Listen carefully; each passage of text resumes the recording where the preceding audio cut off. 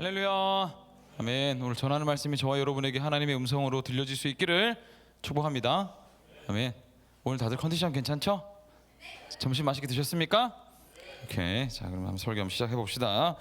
아주 예전 93년도쯤부터 5년도까지로 기억을 하는데, 그때 이제 제가 초등학교 3학년, 사실 국민학교를 제가 다녔거든요. 국민학교 3학년부터 이 시대를 향유했었던 TV 프로그램이 하나 있습니다. 오늘 이제 소제목이기도 한데, 그래 결정했어. 인생극장이라는 프로그램인데요. 사진 보면 이제 개그맨 이휘재 씨가 주연으로 해서 이제 꽁트 같은 그 연극을 하는 겁니다. 그래서 어떤 특정한 상황이 딱 던져졌을 때 이제 A 상황과 B 상황으로 이제 어떤 결정을 하느냐에 따라 상황과 결론이 달라지게 되는 그렇게 이제 재미난 이제 그런 프로그램들이 있었어요. 그래서 뭐 예를 들어서 500원이 있어. 그때 당시는 500원이 조금 그래도 뭐 괜찮거든요.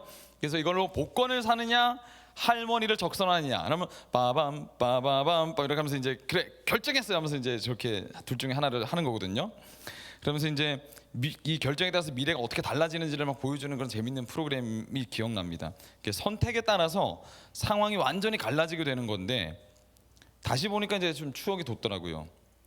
여러분 이런 말 많이 들어보지 않으셨습니까? 지금의 나는 어제의 선택의 결과다. 그래서 하루하루 어떤 선택을 하게 되느냐가 정말 중요하다고 뭐 세상의 강연에서 많이 이제 이렇게 강조를 하게 되는데, 오늘 이제 잠언 본문에서도 그렇습니다. 잠언 4장은 뭐 해석하는데 그렇게 크게 어렵지 않아요. 악인의 길을 따르지 말아라. 그리고 빛의 자녀들이니 빛의 자녀다운 삶을 살아라. 그것이 지혜다. 이런 얘기를 이제 하는 것이 전체적인 오늘 이제 이 잠언 4장의 흐름이라고 볼 수 있습니다. 잠언 4장은 솔로몬이 이제 아버지 다윗으로부터 들었던 지혜의 얘기, 본인이 이제 왕으로 활동하면서 있었던 여러 가지 이야기들을 지혜로 녹여내서 다음 이제 왕이 될 자기 자녀들에게 1차적으로는 얘기를 해주는 것이고, 그리고 더 확장돼서 이제 다음 세대들에게 본인이 알고 있었던 그런 지혜들을 나누어 주고자 이 잠언 4장이 쓰여져 있는 인생의 조언이다, 이렇게 이제 보시면 됩니다. 근데 우리가 여러분 삶에 너무 몰두해서 살아가다 보면 우리 삶이 너무 바쁘지 않습니까? 때때로 우리의 삶에 도취될 때가 있어요. 삶에 취할 때가 있다. 내 삶을 너무 깊게 빠져들 때가 있다. 자아도취될 때가 있고 자기 연민할 때가 있다. 자기에게 너무 매몰된 나머지 객관적으로 나를 보지 못하고 주변을 해석할 수 없는 지경에 때때로 이를 때가 있다라는 것입니다. 당시 이제 고대 근동의 왕들이니까 자아도취, 자기 연민에 빠질 가능성이 아주 높았겠죠. 충고나 조언을 해줄 사람이 주변에 많이 없습니다. 너무 제한적이고 모든 것을 자기가 원하는 대로 할 수 있는 환경에 오래도록 노출이 되다 보니까 모든 것이 자기 중심적으로 돌아갈 수 있었단 말이죠, 그렇죠? 그래서 이걸 이른바 특권 의식을 가지고 있다, 이렇게 얘기를 할 수 있습니다. 직장으로 간 뇌과학자라는 이제 책에 보면 자유롭게 권력을 사용할 수 있는 위치에 오른 사람들, 그러니까 이제 특별히 주변 사람들의 눈치를 보지 않아도 되고 관계에 신경 쓰지 않아도 될 정도로 이제 사회적 위치를 점한 사람들, 이 사람들이 얼마나 빠르게 타락하는지 실험을 합니다. 굉장히 재밌더라고요. 1971년도에 심리학자 이제 필립 짐바르도가 이른바 엄청 유명한 실험입니다. 이게 교도소 실험을 합니다. 교도소 실험. 이게 무슨 실험이냐면요, 교도관하고 교도원을 나눠서 역할극을 이제 하게 해요. 그래서 이제 이 실험을 진행하는데 아무것도 던져주지 않습니다. 그냥 너는 교도관하고 너는 교도원 해. 그래서 상황극을 한번 해봐. 이렇게 해서 이제 실험을 진행하는 거예요. 그러면 이제 교도관이 교도원에게 어떤 이 처분을 내릴 거 아닙니까, 그렇죠? 뭔가 명령을 시킬 거 아니에요, 교도관이니까. 그런 이제 그 어떤 거든지 할 수 있는 권한이 딱 부여가 되니까 이게 역할극이었는데도 불구하고요, 교도관을 맡았던 사람들이 처음에는 정신적으로, 그리고 나중에는 실제적인 신체적인 학대로 이어지게 되더라는 겁니다. 이게 실험인데, 실험에 불과한데 정신적인 학대로 시작해서 나중에는 신체적인 학대로 이어지더라는 거예요. 이게 열이면 열 다, 예외가 없이 다 그렇게 진행되더라는 거예요. 그러니까 권력이 생기면 사람은 본능에 가깝게 다른 사람과의 공감 능력이 점점 저하되기 시작하고 자기 이익에만 몰두하기 시작을 한대요. 실제로 이제 미 국립과학원에서도 제가 몇 가지 실험을 더 앞으로도 계속 말씀을 드릴 건데 같은 결과를 냈는데, 똑같은 결과. 순 자산이 많은 사람, 현금을 많이 보유하고 있는 사람일수록 자산이 적은 사람보다 실제 환경에서 훨씬 더 절대적으로 다른 사람들에게 거짓말을 더 자주 하고 더 탐욕스럽고 법을 아무렇지도 않게 어기는 습관을 보였다는 겁니다. 이것도 예외가 없이. 그러니까 여러분, 괜히 갑질이 생기는 게 아니라는 거예요. 권위와 권력이 사람에게 주어질수록 다른 사람을 생각하는 공감 능력이 결여되기 시작합니다. 왜? 우리가 사회적 존재잖아요, 인간이. 그래서 공동체를 이루어야만 우리가 가지고 있는 이 연약한 점들, 단점들을 보완해서 문명을 이루고 이제 우리가 최고의 이제 어떤 그 자리를 차지하게 돼서 주변의 위협들로부터 우리를 보호할 수 있게 되도록 우리는 그런 본능을 가지고 있는데, 내가 이제 이미 정점에 올라 버렸으니까 주변 사람들이 이제 더 이상 필요하지 않은 겁니다. 그러니까 공감할 필요도 없어지는 거지. 이 사람이랑 어떻게 내가 잘 협력을 해야 이제 뭔가 A라는 프로젝트를 이룰 수 있는데, 이제 나 혼자 시키면 그만이니까 다른 사람의 눈치를 볼 필요도 없죠. 공감할 능력도 점점 떨어지기 시작하더라는 겁니다. 그런 이제 환경들이 예외 없이 절대적으로 그렇게 되더라라는 거예요. 더 심각한 문제는 뭐냐면요, 나는 잘하고 있다고 생각을 한대요. 보통 대부분 다. 그런 권력을 차지한 사람들이 그럴 수도 있겠다가 아니라 늘 자기들은 아무 잘못이 없다고 얘기를 한 겁니다. 내가 이렇게까지 생각해주고 이렇게까지 해줬는데 주변에서 어떻게 나한테 이렇게 할 수 있지? 라고만 생각을 한대요. 그래서 사회적으로 지위가 올라가고 힘이 생길수록 자기를 돌아보고 누구에게나 겸손한 사람이 된다는 것이 얼마나 어려운 문제인지를 한번 생각해 볼 수 있는 거죠. 그렇다면 상대적으로 여러분, 그런 지위를 아직 우리가 가져보지 않은 그런 꿈을 꾸고 있는 저와 여러분은 어떨까요? 청년의 시기, 우리는 뭐 그렇게 순자산이 높거나 사회적 지위를 점하고 있는 청년이 아직 드물 겁니다. 그렇죠? 그런데 왜 지금 제가 여러분들에게 드린 이 말씀이 우리에게 필요한 걸까요?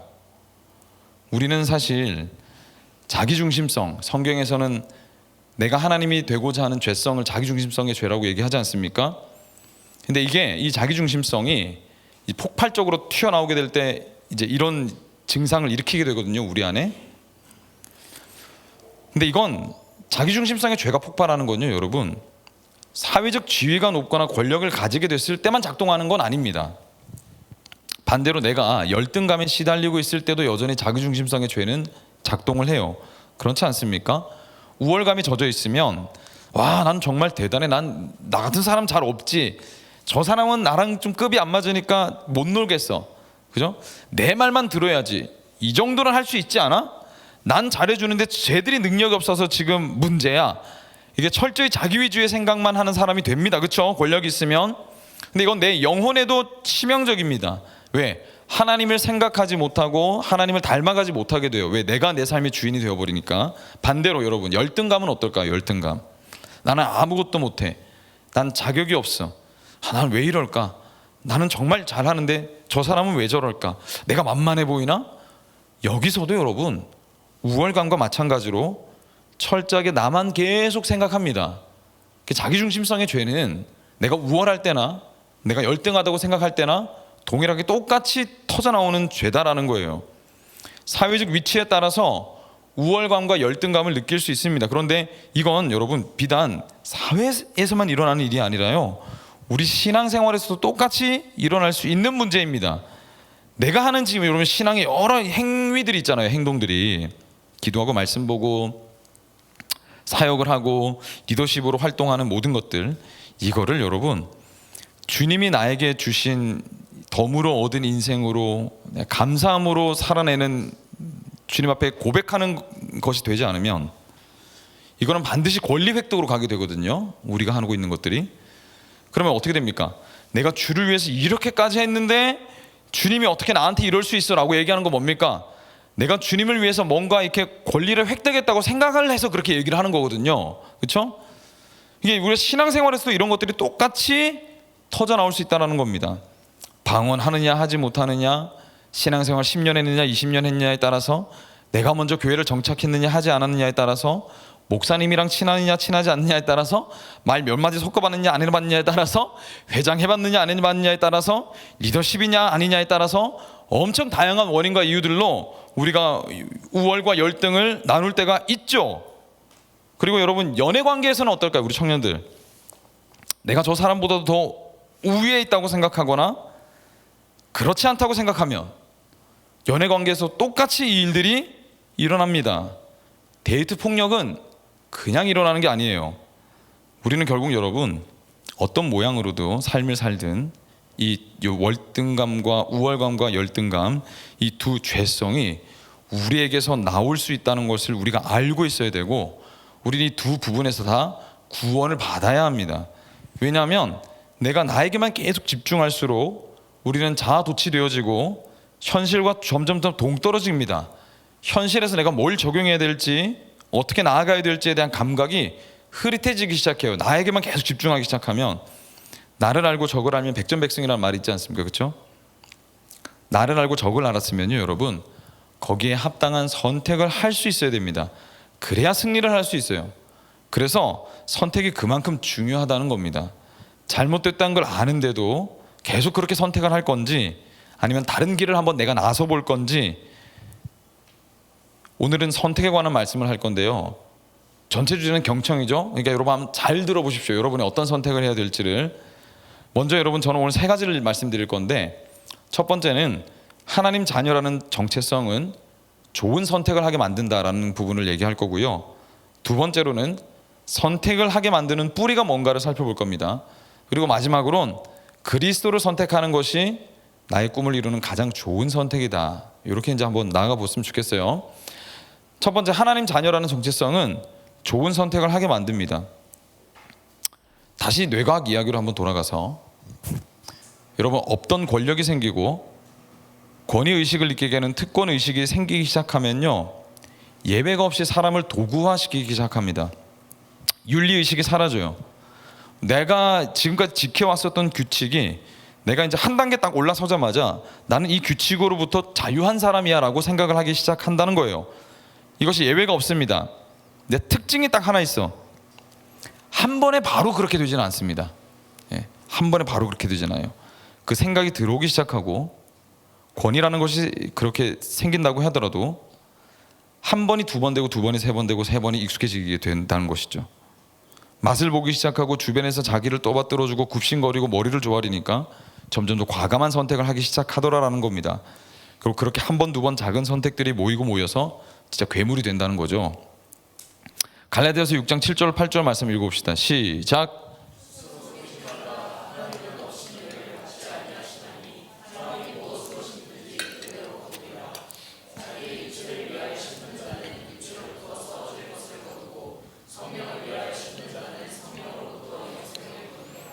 심으면 심은 대로 거둔다는 것이 성경에서 얘기하는, 이건 진리입니다. 이건 변하지 않는 진리.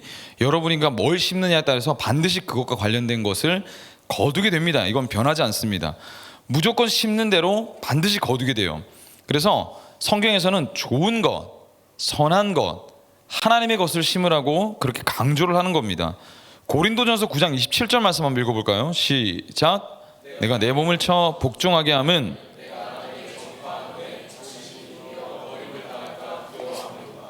디모데전서 4장 7절로 8절 시작.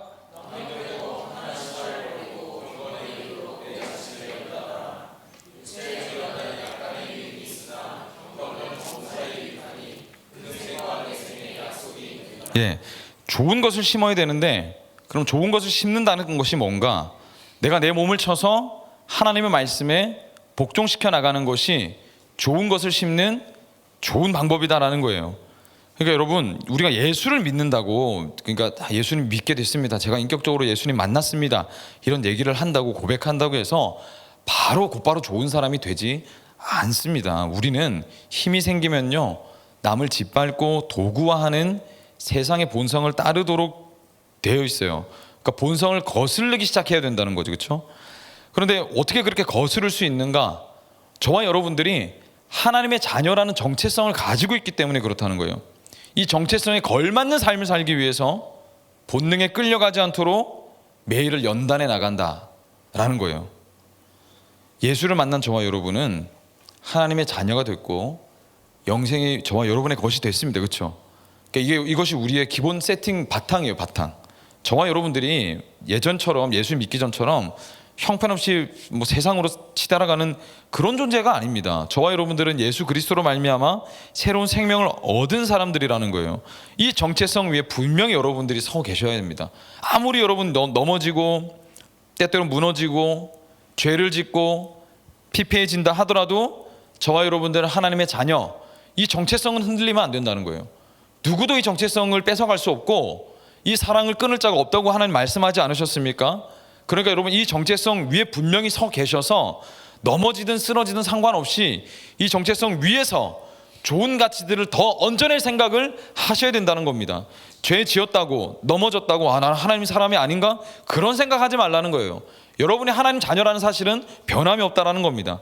그 위에 더 좋은 가치들을 얹어내라는 거예요. 우리는 그 싸움을 하는 거란 말입니다.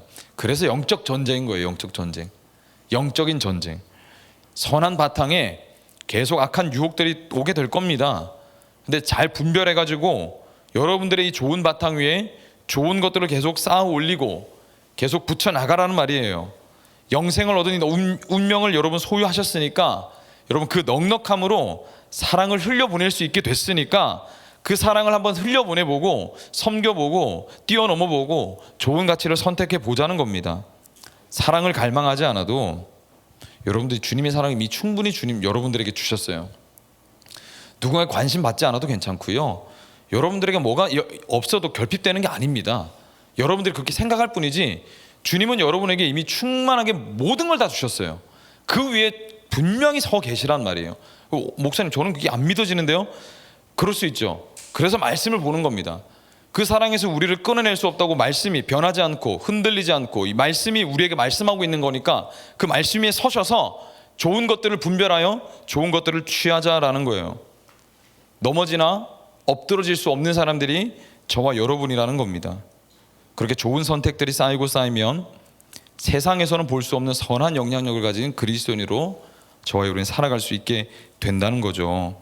그런데 그렇게 생각할 수 있습니다. 목사님 저는 그게 잘 안 됩니다. 하나님 주신 영생이 뭔지도 잘 모르겠고 제 신앙은 아직 초신자에 불과합니다.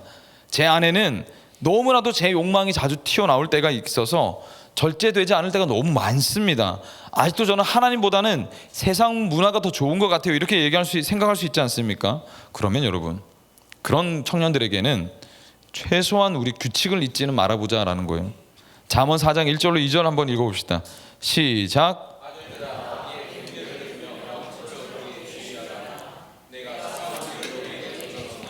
내 법을 떠나지 말라.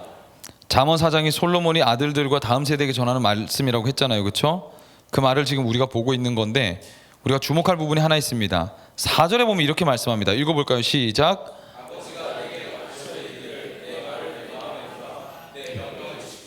그리하면 살리라. 이게 무슨 말입니까? 내가 가르쳐 지키는 명령을 네 마음에 꼭 둬야 된다라는 거예요. 그래야 살 수 있다는 겁니다. 살 수 있다. 반대로 얘기하면 이걸 지키지 않으면 넌 죽는다는 거예요. 그렇다고 뭐 생명을 잃어버린다 뭐 그런 의미는 아니죠. 그러니까 제대로 된 삶을 살지 못할 거라는 거죠. 제대로 된 삶을 살지 못할 거다. 왕이 되기 전에 권력의 맛을 보기 전에 아버지의 예방 교육을 예방 접종을 잘 맞으라. 잔소리를 잘 드러내야 한다라는 거예요. 여러분 우리가 회사에서 그 뭐 성감수성 교육을 받는다든지 이렇게 뭐 성추행 교육을 받는다든지 뭐 이런 예방 교육 하지 않습니까? 요즘에 회사 이제 CEO들도 CEO가 되기 직전에 이제 임원들 안에서 교육을 받는데요. 당신의 권력이 마음대로 할 수 있는 권력이라는 걸 의미하는 게 아니다. 그렇게 마음대로 권력을 휘두르다가 인생 종치게 되니까 조심해라. 이런 이제 예방 교육을 미리 진행을 한다고 합니다. 근데 그걸 하느냐 하지 않느냐에 따라서 결과가 엄청 많이 달라진다고 얘기를 하죠. 하나님 자녀라고 해서 그리스도인이라고 해서 우리가 세상에서 사람들에게 막대도 된다. 왜 그런 생각을 종종 할 수가 있잖아요. 내가 이게 하나님 자녀고 너무 정체성이 너무 뚜렷한 나머지 이 하나님이 자녀라는 정체성을 가지고 세상에서 내가 마치 초월된 자로 마음대로 해도 된다는 생각을 하는 사람들이 종종 있거든요. 근데 여러분 우리가 언제든지 상황과 때만 주어지면 괴물이 될 수 있다는 사실을 알고 있는 것, 우리가 실망했던 그 예수 믿는다고 하지만 형편없었던 사장님들처럼 안 되려면 말씀으로 우리를 다스리기를 포기하지 말고 말씀으로 우리를 늘 치고 경건하게 하는데 부지런해야 된다는 겁니다. 그렇지 않으면 내가 늘 손가락질하고 욕했던 그 사람이 내가 될 수 있다는 사실 앞에 우리가 늘 우리 자신을 세워 놓아야 한다는 겁니다. 그런데 이건 어디까지나 임시방편입니다. 임시방편. 하라고 한다고 그대로 지킨다고 그 사람이 좋은 사람이 됩니까? 겉으로는 좋은 사람인 척할 수는 있죠. 좋은 것들을 지키니까 겉에서 볼 때는 좋은 사람으로 보여질 수는 있죠. 그런데 그건 포장에 불과해요. 여러분, 우리가 이거 신앙생활하면서 좋은 걸로 포장하려고 우리가 지금 신앙생활 하는 건가? 그거 아니잖아요. 내가 좋은 사람으로 다른 사람한테 비춰지려고 지금 우리가 신앙 스킬을 쌓는 건 아니지 않습니까? 내가 기도하고 말씀 보는 걸 다른 사람한테 잘 보여가지고 내가 좋은 신앙인으로 보여지고 싶어서 이거 하는 거 아니잖아요. 우리에게는 하나님 아버지의 영광을 올려드리고 하나님의 자녀가 돼서 그 내면에 있는 정체성으로 선한 영향력을 드러낼 수 있는 사람이 되어야지, 겉에 있는 여러 가지 뭐 이렇게 그런 거 있잖아요. 예배 드릴 때 뭐 손 들고 찬양할 때 뭐 눈물 흘리고 이런 거 배워가지고 그런 척 해가 보여가지고 좋은 사람으로 비춰지려고 이런 거 하는 거 아니지 않습니까? 신앙생활. 그래서 우리는 더 깊은 곳으로 가야 돼요. 초신자 때는 여러분 우리가 이런 것들을 배우고 익혀야 합니다. 나 스스로 쳐야 돼요. 이해가 되지 않고 잘 몰라도 말씀으로 살아보자. 왜? 이게 좋은 거니까. 그렇게 한번 살아보자라고 결단할 수 있습니다. 그렇게 해야 돼요. 그런데 거기서 끝나면 안 됩니다. 한 걸음 더 가야 돼요. 거기서 만족될 수 없단 말입니다. 그건 어디까지나 임시방편일 뿐이다. 그럼 어디까지 가야 되느냐? 우리는 여러분 선택의 모든 뿌리에 뭐가 있는지를 잘 봐야 됩니다. 선택의 모든 뿌리에 뭐가 있는지. 내가 선택할 때 무슨 동기로 내가 그걸 선택하는지 알아야 된다는 건데, 23절 말씀 읽어봅시다. 시작.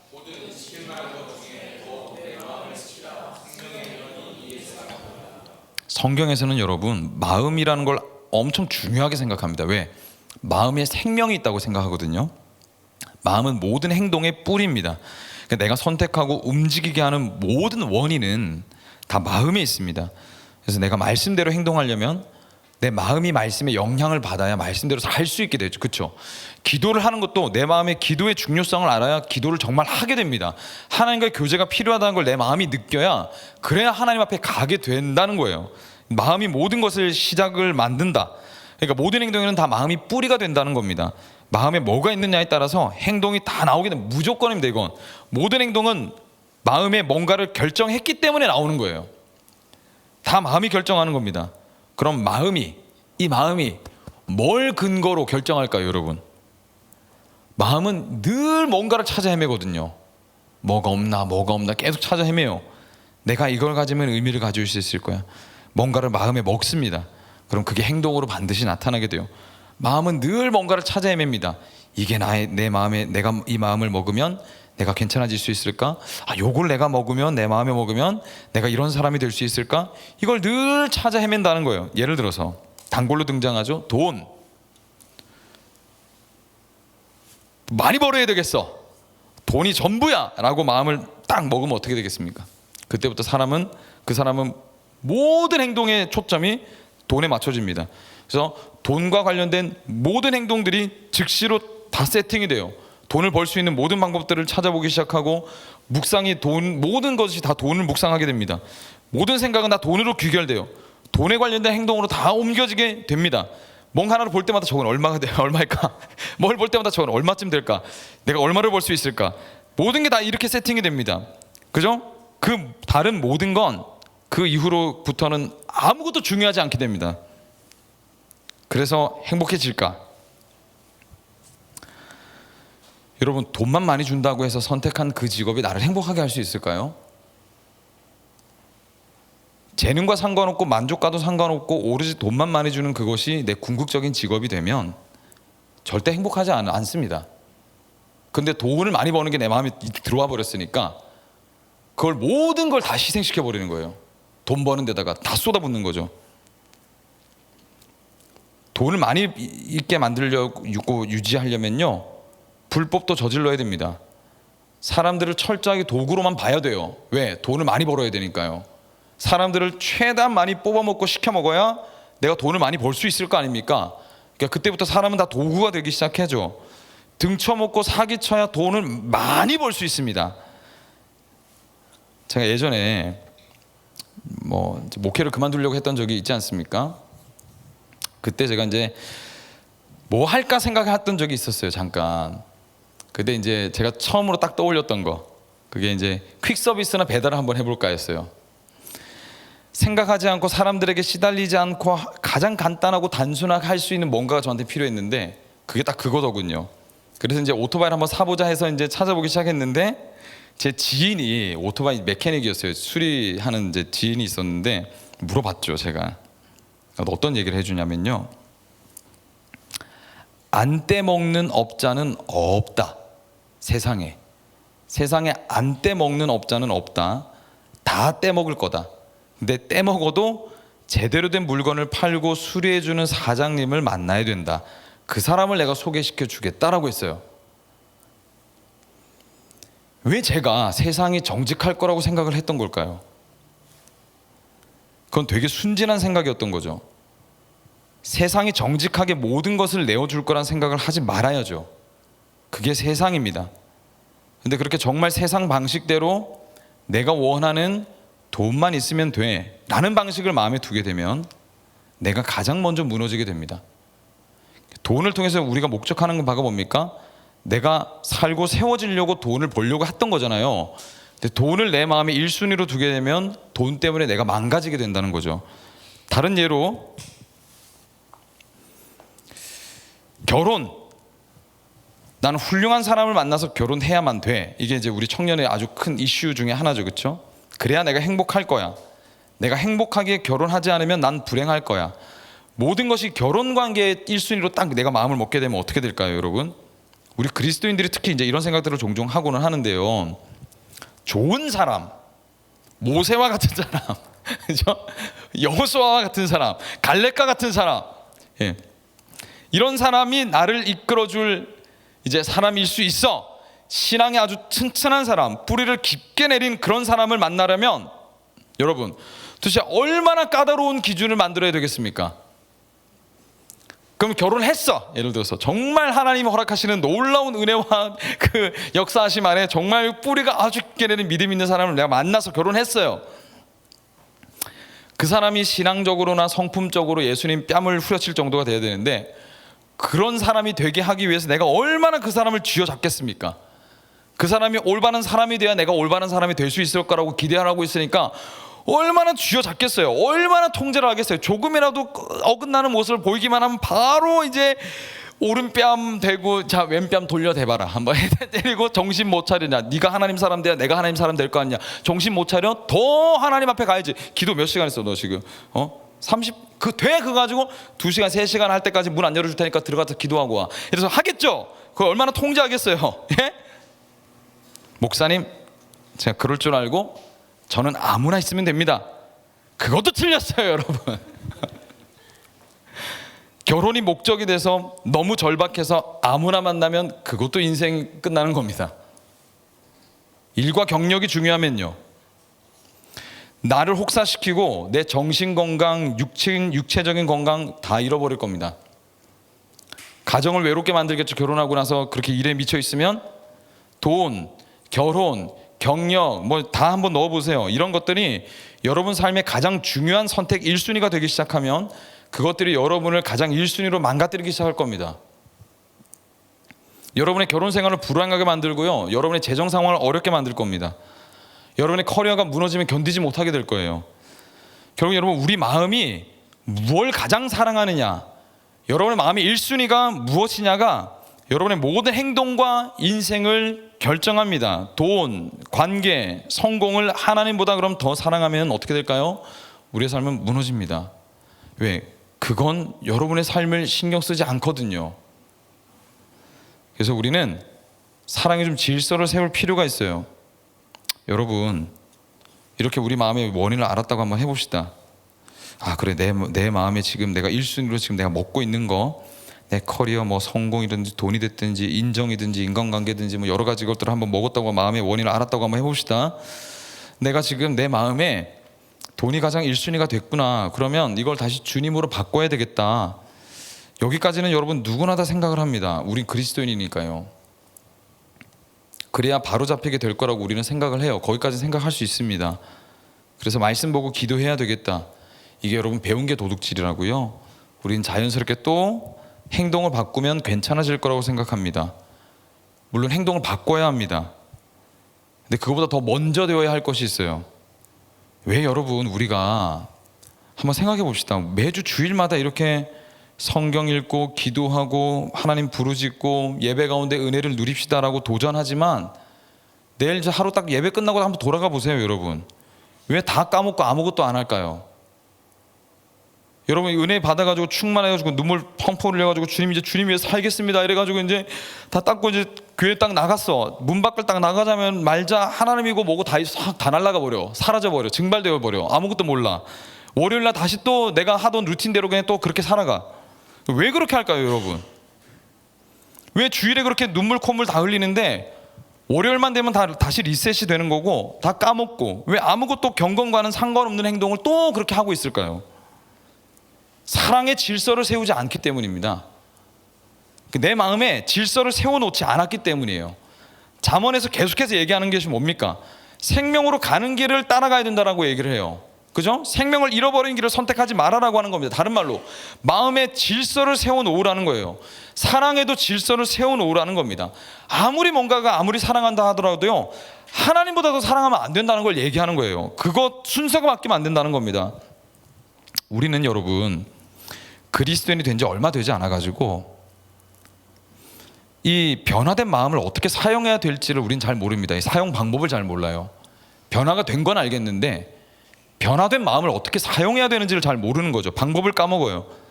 그래서 또다시 다른 어떤 방법이 있을 거라 한번 생각하면서 또 거기로 가려고 하는 겁니다. 다 들었던 거라고 생각하면서 쉽게 그냥 받아 넘겨버려요. 그렇지 않습니까? 그래서 우리는 사랑에 다시 한 번 더 말씀드리지만 질서를 세워야 합니다. 무질서인 내 마음에 이 질풍노도의 사랑의 방향성을 일목요연하게 정리하고 새롭게 질서를 세워 나가야 한다는 거예요. 내 사랑의 가장 첫 번째를 뭘로 삼아야 되는 것입니까? 우리 다 알고 있죠? 한번 대답해 볼까요? 6글자 한번 기억해 보시고 해서 이렇게 하면 됩니다. 자, 준비 하나 둘 셋 예수 그리스도 아멘. 아멘.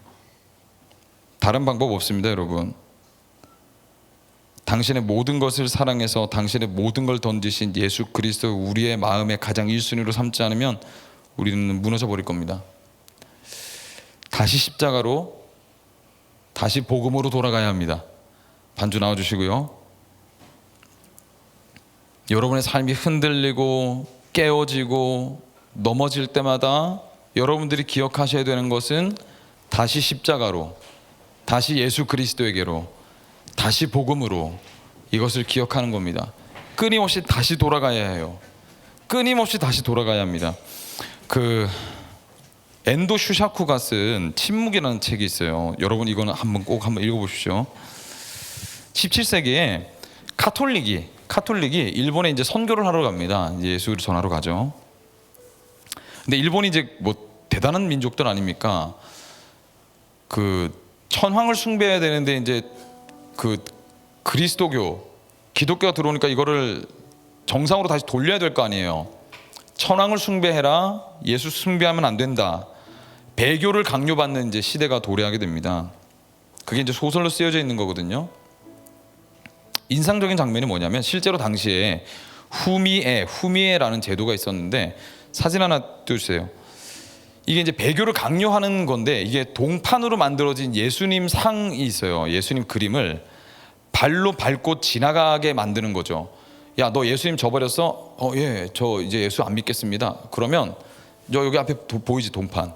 저 예수님 얼굴 있는 거. 그 예수 얼굴 발로 밟고 지나가. 그럼 내가 너 배교한 줄로 알게. 이래서 그 동판을 반드시 밟고 지나가게 만들었어요.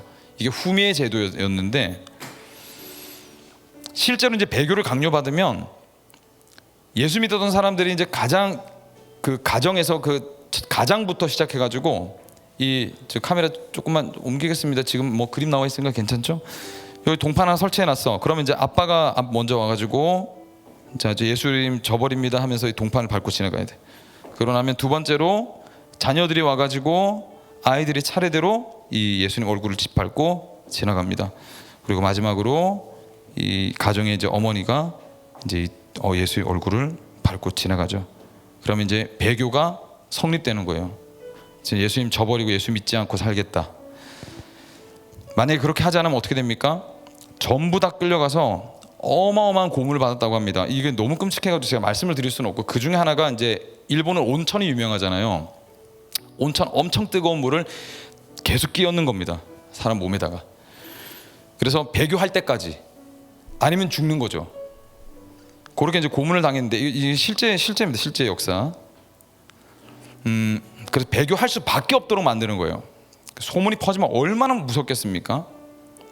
나만 죽는 게 아니라 내 자식이 죽는 걸 내 눈앞에서 봐야 되니까 너무 어려운 문제죠, 이게. 그럼 이제 동판을 밟았어. 동판을 밟으면서 얼마나 마음이 찢어졌겠어요. 그래서 배교의 시간이 지납니다. 비웃고 뭐 얼마나 그러지 않았을까. 네가 그래봤자 네가 뭐 그럴 줄 알았다. 당연히 이렇게 했겠죠. 그러면서 이제 웃으면서 막 비아냥거리면서 이제 쫓아내는 거죠. 관아에서 쫓아내고 나면 이 가정 전체가 얼마나 죄책감에 시달리겠습니까? 그래서 했던 일, 집에 조용히 들어가서 예수님의 얼굴을 발로 밟았던 이 발을 씻고, 그 씻은 물을 마시고, 채찍을 만들어서 자기를 계속 치면서 이제 회개를 했다고 하죠. 그걸로 해결이 될까요? 평생 예수님 내가 부인하고 저버렸다는 사실이 마음 한구석에서 끊임없이 자기를 괴롭히겠죠. 내 자식 살리려고 했던, 내 생명을 살리려고 했던 본능 때문에, 근데 시간이 지나고 나면 주님 앞에 너무 죄송스러워서 그렇게 회개하는 시간을 가지는 거죠. 이게 여러분, 베드로가 예수님 부인했던 거과는 비교할 수 없는 아마 고통이 있지 않았을까.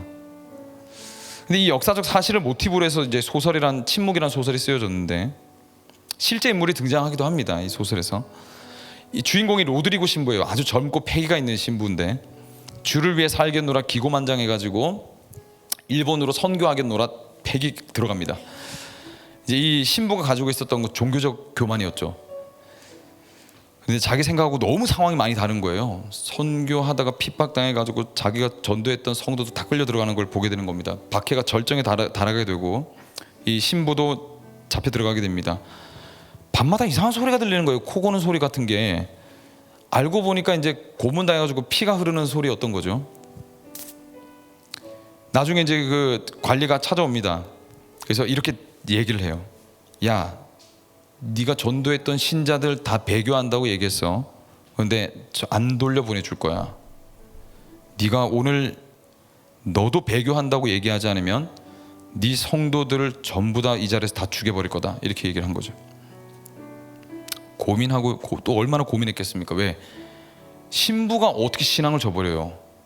다 죽게 하면 죽게 하는 거지. 죽어도 천국 갈 거니까. 그러지 않습니까? 근데 성도를 살리긴 해야 되겠고, 신앙을 지켜야 되나? 살려야 되나? 뭘 선택해야 될까? 고민하고 있던 차에 자기 눈앞에 조용히 자리 잡고 있던 이 동판에 그려진, 뭉개져서 이제는 얼굴 형상도 별로 남지 않은 예수의 형상이, 소설이니까 이제 이 신부에게 말을 겁니다. 뭐라고 예수님 말씀하시냐면, 밟아라. 밟아도 좋다. 나는 너희들에게 밟히기 위해 여기에 왔노라. 밟아라. 나는 너희들에게 밟히기 위해 여기에 왔노라. 결국 신부는 이제 동판을 밟고 지나갑니다. 그리고 마침 밖에서 새벽을 알리는 닭이 울어요.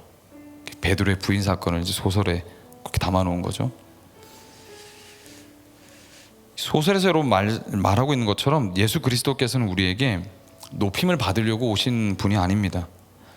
그리스도께서는 우리에게 짓밟히러 오셨어요. 처참하고 수없이 많은 사람들의 발에 짓밟히셨습니다. 가장 권위의 정점에 서신 그분께서 그거를 얼마든지 사용할 수 있으셨음에도 불구하고 주님은 여전히 지금도 때때로 우리에게 짓밟히십니다. 그리고 버림을 받으십니다. 거기서 끝나지 않죠. 우리가 사람들이 종종 그렇게 생각합니다. 어떻게 짓밟힌 흠집난 저 예수를 내가 믿겠어? 완벽하지도 않은 저 예수를. 저렇게 흠집난 예수 따위 필요 없다고 생각합니다. 이렇게 보잘것없고 능력 없는 신을 내가 왜 섬겨? 우리의 마음에서 그렇게 때때로 얘기할 때가 있지 않습니까? 내 소원 하나 제대로 들어주지 못하는 예수 따위가 나에게 뭐가 필요해? 필요 없어. 그러면서 또 밟고 지나가죠.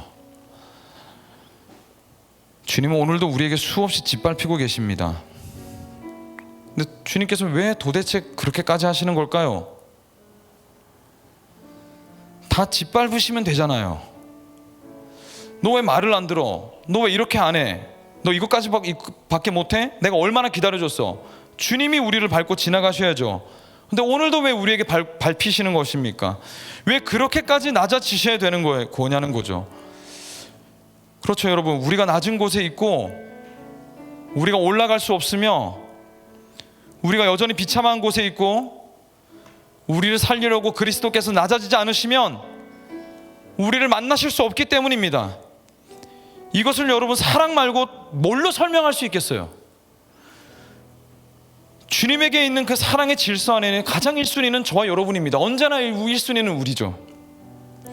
이것을 위해서 주님은 언제든 오늘도 약해질 준비를 하고 계십니다. 우리를 위해 짓밟힐 준비가 되어 계시는 거예요. 이 사랑을 이길 수 있는 것이 무엇이겠습니까? 우리를 위해 이렇게까지 약해지실 수 있고 내어지실 수 있는 이 분의 사랑을 이길 수 있는 것이 무엇일까요? 사랑하는 비전마을 여러분, 주님을 사랑하는 마음이 우리에게서 솟구치기를 바랍니다. 우리를 위해서 계산은 하시기를 내려두시고 오늘도 우리를 위해서 얼마든지 짓밟힐 준비를 하고 계시는 예수 그리스도에게 우리의 이 마음 드릴 수 있기를 간절히 소망합니다. 내 모든 계산과 상식을 뛰어넘어 주님을 사랑하는 그 마음 한번 가져볼 수 있기를 여러분들에게 권면드립니다. 주님이 우리에게 그런 사랑을 가르쳐 주셨고 그런 선택을 하셨고 그런 길을 보여주셨어요. 여러분, 우리가 어디로 가기를 원하십니까? 여러분 지금 뭘 선택하고 계십니까? 어디에 귀를 기울이고 계십니까? 주님이 오늘도 여러분 기다리고 계십니다. 짓밟히는 그 발 언저리 한번 잘 살펴보세요. 여러분이 짓밟고 있는 그 발 언저리 오늘 한번 잘 살펴보십시오. 예수의 이름으로 말도 안 되는 벅찬 사랑을 받은 저와 여러분의 그 걸음이 이제는 주님을 밟는 걸음이 아니라 주님을 위해서 밟힐 수 있는 걸음이 되기를 축복합니다. 그 사랑을 닮아가는 인생이 되시기를 주님의 이름으로 간절히 축복합니다. 오늘도 그 다음 없는 사랑으로 넉넉히 우리를 품으시는 그리스도께로 오십시오. 우리 찬양하며 나아갑시다.